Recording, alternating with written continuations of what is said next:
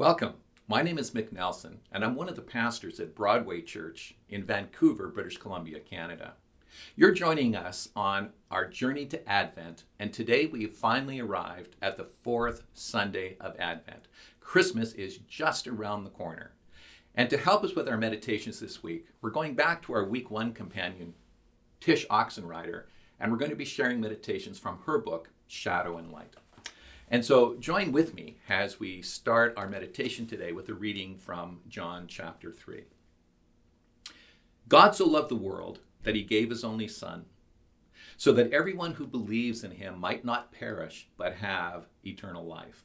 Indeed, God did not send the Son into the world to condemn the world, but in order that the world might be saved through him. Those who believe in him are not condemned, but those who do not believe in him are condemned already, because they've not believed in the name of the only Son of God. And this is the judgment, that light has come into the world, and people love darkness rather than light, because their deeds were evil.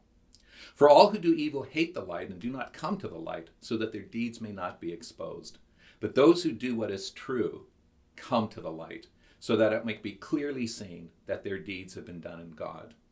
The word of the Lord. Thanks be to God.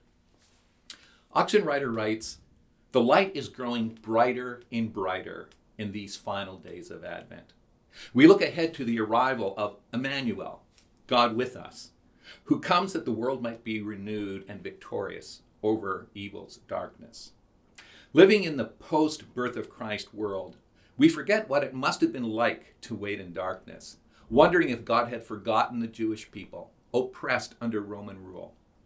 There was no sign that God was in a hurry to fulfill the promises made centuries before.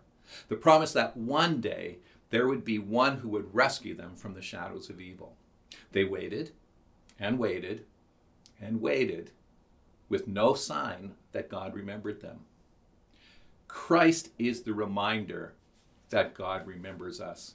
He came to the world not only to save it, but to drown the evils of the earth with the light of salvation. With 7 days until the dawn of Christmas, we wait."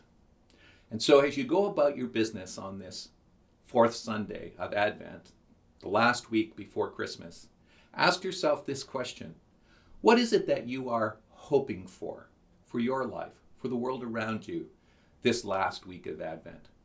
God bless you, everyone.